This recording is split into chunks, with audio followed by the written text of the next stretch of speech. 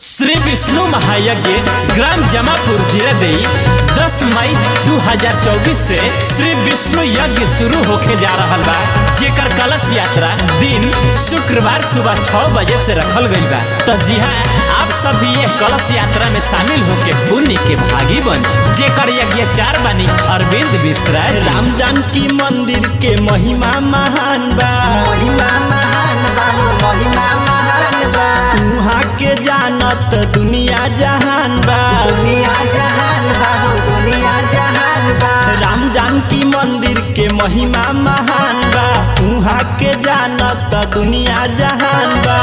होला देख हर साल धनिया, होला देख हर साल धनिया, जगह देखे चलो, जय हो जय हो जय हो। जगह देखे चलो जमापुर गाँव धनिया, जगह देखे चलो जमापुर गाँव धनिया।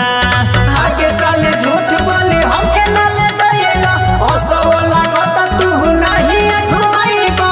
कहत बनी राजा बात मान लो, हमरो सजनवा ले चलो घुमावे जमापुर के मिलवा। Music by Upendra Kushwaha. जगह देखे चलो जमापुर गाँव धनिया, जगह देखे चलो जमापुर गाँव धनिया।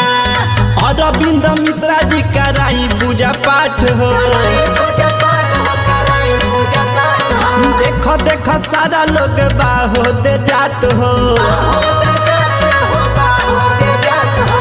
अरविंद मिश्रा जी कराई पूजा पाठ हो, देखो देखो सारा लोग बाहो दे जात हो। होते जाते हो होते जाते हो। घर से निकलता तकाल धनिया, घर से निकलता तकाल धनिया, जगह देखे चलो, जय हो जय हो जय हो। जगह देखे चलो जमापुर बाजार धनिया, जगह देखे चलो जमापुर गाँव धनिया।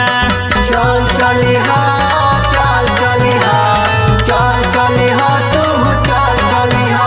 असु मेला देखे धनिया हमार, तू जमापुर चल चली हो। असु मेला देखे धनिया हमार, तू जमापुर चल चली हो।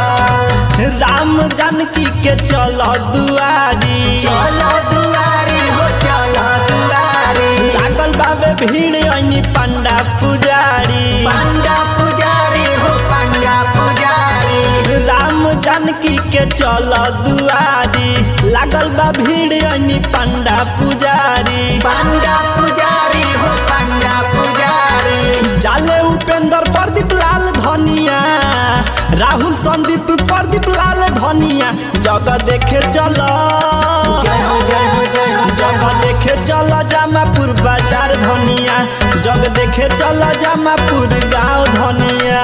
Mix by Yuvraj music presents Jamapur.